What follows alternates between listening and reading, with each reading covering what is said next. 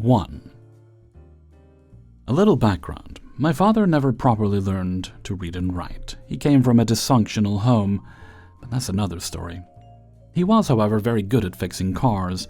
He worked at a junkyard since before I was born. I'll call this Junkyard A. A lot of times he would offer advice or even fix the cars of the customers on his own time as a side hustle. Another thing about my dad is he knew everybody. Anywhere he went, people would always stop him and speak to him, mostly asking about a problem they are having with their cars. It didn't matter where we went, even on vacation across the country, he ran into people he knew. The junkyard he worked at was originally owned by two brothers. They were good bosses and he made a decent wage and had very good health insurance. They made good business there and my father was the senior sales specialist. Business was so good they bought a new location and built a new building and moved there. A few years later the business was sold to a guy named Dave. Dave was alright, although we lost the health insurance. He stayed there for, I'd say, 8 or 9 more years. One day, out of the blue, Dave fires my dad and says it was because he didn't have enough technical skills. He could hardly read or write, but he could use the computer one-handed to search the system for parts while on the phone with a customer. He and 2 or 3 other guys would be in the front to help customers, and my dad's line would have 2 or 3 people waiting especially for him, and would refuse to be waited on by someone else. So he came home and filed for unemployment. He stayed home for maybe 3 weeks and was offered a job at another junkyard that was located between the city we lived and the next city over. Now comes malicious compliance. Since my father was so well liked and everyone knew he got a raw deal from Junkyard A, they also switched businesses. All his longtime customers and friends now frequented Junkyard B. Many used car dealerships had deals with my father for the junk cars they sold for parts, or parts they needed for fixing their used cars. All these businesses also switched junkyards and followed my dad to Junkyard B. This was a devastating hit to Junkyard A's business, so bad in fact, they ended up selling the business to the owners of Junkyard B. As soon as the sale was finished, my dad was sent back to Junkyard A, where he worked for the rest of his life. He actually died in the junkyard, massive heart attack. The funeral was so full of people that there was not enough room for everyone in the funeral home. His funeral procession, the line of cars that drive uninterrupted from the funeral home to the cemetery, was over an hour long due to so many cars. My mom went to buy the plot next to his a few days after the funeral, and the lady working there said she'd been working there for over 40 years, and it was one of the largest groups gathered for a funeral she had ever seen. He may not have been able to read or write very well, but he knew cars, and he knew people. A lot of people. 2. When I was 8 years old, in my grade was another girl who was not liked by many peers.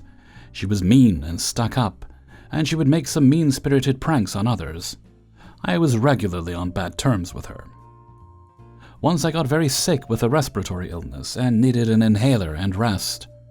When allowed back to school, I was excused from gym class and had my inhaler with me. At the end of the day, the girl took my inhaler and told me she'll give it back if I ran 5 times around the football field, which I did. I ended up crying as I couldn't breathe properly. My mom called her mom to tell her about the prank, and she got grounded, but it wasn't enough for me, and I decided to go for an indirect vengeance. This girl loved makeup. She would steal it from other girls and say she found it around. I had a set of lip gloss I was given for my birthday, but wasn't allowed to use it. I took the pink one and emptied half of it. I refilled it with bright pink nail polish, one that was very hard to get off and usually left the nails tainted for many days. I also put some glue drops in it, and mixed it all together. Next day, I put the lip gloss next to the girl's backpack when no one was looking. She found it, claimed it was hers as she found it on the floor, and put it on her lips. Now, my evil, childish plan was that the lip gloss wouldn't come off easily, and that she'd be scolded by the teachers and her mom, as the schools had a no-makeup policy. But she got her lips stuck together, as we were in quite an hour-long class and she was sitting in the back. At the end of the class, she started to freak out and cry with her mouth shut closed. The teacher sent her to the nurse, who used alcohol and some nail remover on cotton, I never understood what she was thinking, to remove the lip gloss, which worked but left her lips badly cracked, terribly red and sore. For the next few weeks she had problems with her lips, as she still tried to have chips and salty snacks, which caused a lot of pain. And she was upset about the look of her mouth. To top it all, she was scolded for using the lip gloss at school. No one tracked the lip gloss back to me. It was left as someone just lost a toxic and cheap lipstick, and the girl just took it. The rules became more strict about not bringing makeup to school. 3. 14-year-old me was a menace to society. She had her fair share of respect for authority and rules, but if you tried to impose a ridiculous rule on her and she found the tiniest of loopholes, she'd exploit it to kingdom come. Set the scene. I'm in middle school and it's almost Easter, so every class is putting up a kiosk for a bazaar. You are allowed to sell anything, legal, obviously, crafts, pastries, art, etc. My class wants to make some money to fund the trip. I've always liked cooking and making desserts, so I offer to make crepes for us to sell. I get up at an ungodly hour every morning and make them to make sure they're fresh.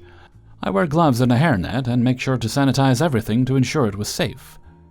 A classmate brings bananas because his dad owns a grocery store. Someone else brings honey their relatives sent to them because they live in a rural area, etc. You get the point. Team effort. We are up and running in no time and making mad bank. At lunch break, we always have a huge queue of kids waiting to buy our crepes. Unfortunately, that means that the other kiosks aren't getting as much business. We are on good terms with most of the kids from the other kiosks, and they're chill about it. One kiosk has more traffic than others because they are giving out 1 or 2 homemade cookies with every purchase. So after a few days, the girls from the cookie kiosk come over to us along with the headmaster.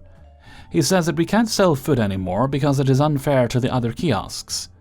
I point out that the girls are also giving out cookies, to which he replies, "You can give out whatever you want for free, including food, but you can't sell it. It's unfair competition." Again, if he had shut it down because of a health concern, we would have dropped it in the bat of an eye. Health is no joke. But claiming it was unfair that we had a good business idea just didn't sit right with me. Everyone else was free to do what we were doing. I keep thinking about what he said. You can see where this is going, right? We were serving the crepes on those generic white paper plates, so I buy a food-safe marker, flip some plates over and start doodling. And some classmates with a knack for art follow suit. We mostly did cartoon and anime characters. Then I hang some plates up around our kiosk and change our sign to cartoon character art. $2 dues apiece, plus a crepe of your choice with every purchase. And we are back in business. Just like clockwork, the cookie kiosk girls are back at our kiosk with the headmaster again the next day. "I thought I made myself clear," he says. "You did, sir." I reply and point at the sign. After a long silence, a calm facepalm, and a long I don't get paid enough for this sigh, he relents and I give him a crepe on the house. He also suggested I become a lawyer. 4. When I was in 7th grade, I was at a private school, and for a project for one of my classes, I got paired up with the worst person in my class. Over the weeks of the project, the PowerPoint presentation that we had shared with each other was only touched once by him, and all he did was create a new slide, left it blank. I was pissed. For the first time ever, I absolutely refused to do all the work. My idiot of a partner thought I was doing all the work for him and smiled at me every time class started, looking smug. He never even bothered to check the PowerPoint. Little did he know that I had already informed our teacher, and that teacher gave me his blessings to just present my part, and I would be graded on that alone. The day to present came, and we were to present our projects to the entire school. Before the presentation started, he came up to me and asked if he could see the PowerPoint so he could prepare to speak his part. I just glared at him so hard he visibly paled and went back to his seat, where I continued to give him the stink eye the whole time until it was our time to present. Luckily, I was in charge of the first half of the PowerPoint, so I started things off. I knew I hit it out of the park based on how our teacher was nodding his head from the back of the room. At the end of my last time, I turned and looked at my partner, who had gone pale despite all of his freckles. "All right, Mr. Freckles, ready to present your part?" I didn't bother waiting for a response and just clicked the clicker. A blank slide showed up on the screen, exactly what he had contributed to the project, and then the PowerPoint ended. It took a few seconds for people to realize it was over, and there was the general hubbub of confusion. Finally, the principal stepped up and asked my partner what was going on. Mr. Freckles looked away and mumbled something about it being on a flash drive upstairs in his backpack. He was allowed to leave the room to go retrieve it. I stood there in front of the whole school, smiling to myself, for 10 minutes. The idiot still hadn't returned, so my teacher suggested we move on with the presentations. A couple of teachers left to go find my partner, who was quickly found hiding in a closet in one of the classrooms upstairs. I got a 98% on the project, and the idiot got a big fat 0. He ended up failing the class and had to redo the year.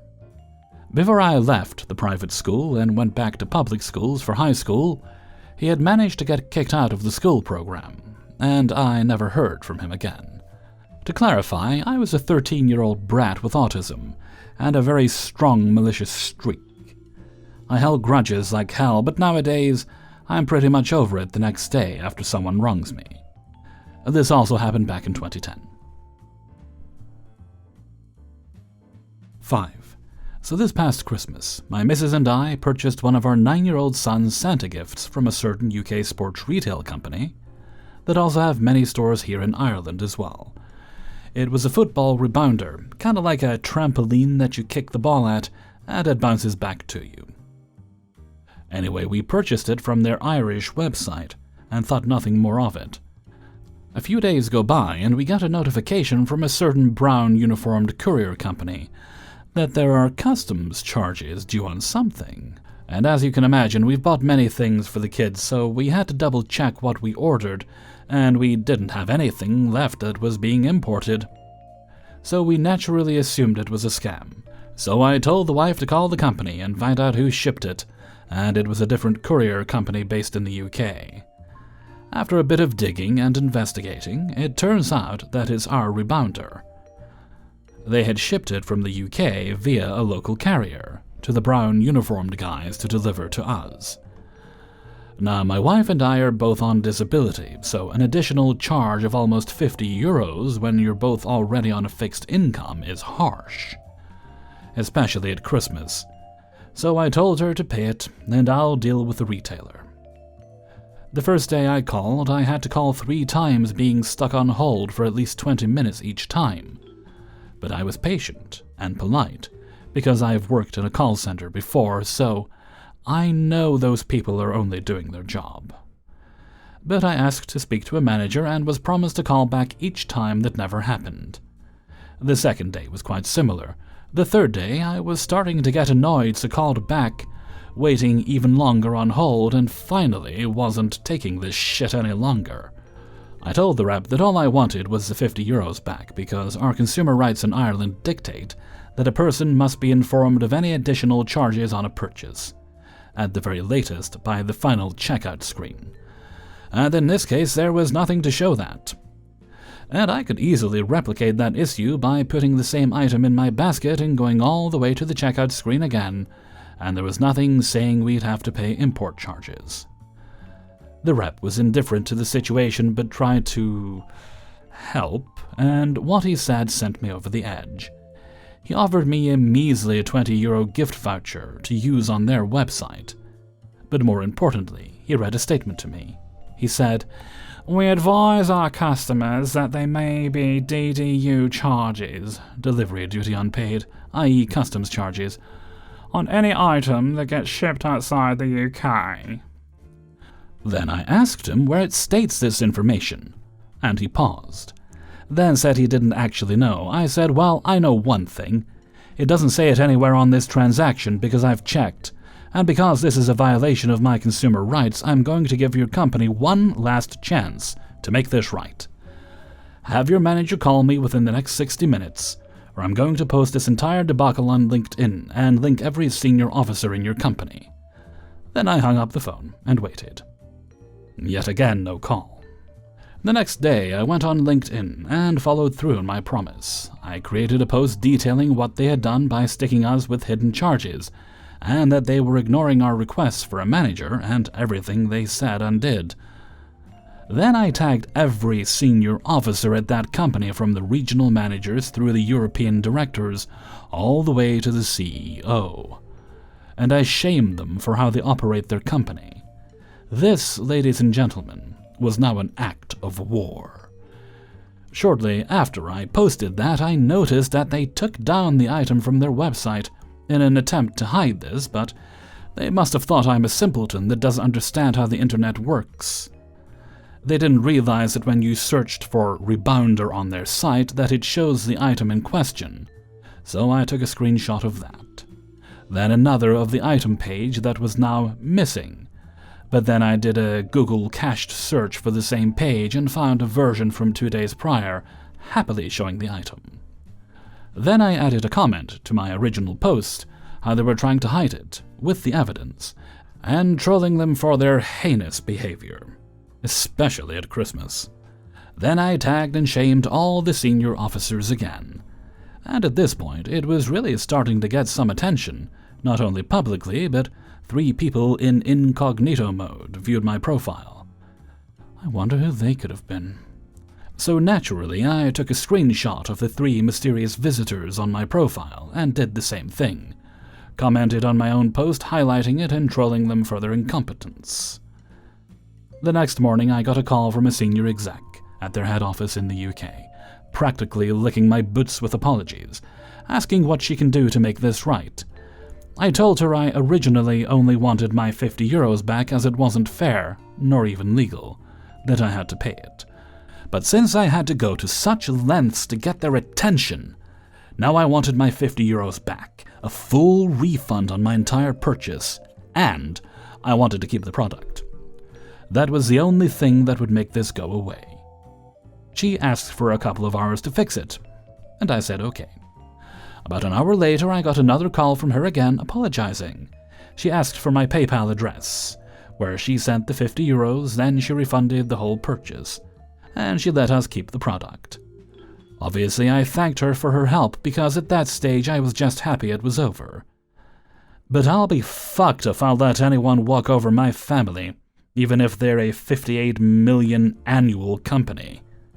The moral of the story here is, don't take bullshit from anyone. I may just be one man, but my son's view of Santa is far more valuable to me than the opinion of some retail chain that doesn't care about its customers nor how it operates ethically.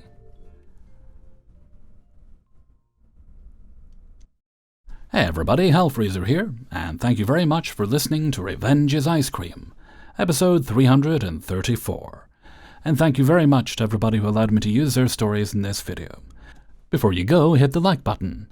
If you'd like to get early access to the videos, then you can do so by supporting me on my Patreon page, which is linked in the description, as is the Hellfreezer merchandise store on Teespring. If you especially enjoyed today's video, then please do leave a tip. You can do that by clicking on the heart with a $sign in the middle. You don't have to do that, and you never do. But I appreciate it very much, and it's helping me a lot. Okay. No other business today, I don't think, so let's move right along to Hellfreezer's question of the day. And the answer of the day. And today's question is, what is something you love you just don't do often enough because you think it's too much effort and you just rather go buy it? For example, I like making burgers from home. I like to buy the meat, just going with a good fat content in it, and get mushrooms and seasonings, nutmeg, or whatever else. But I don't do it often enough, even though they are more delicious than any store-bought burgers you get. There are certain things that I prefer to make over store-bought, though, like lasagna is never going to be as good if it's bought from a store than as if you make it yourself.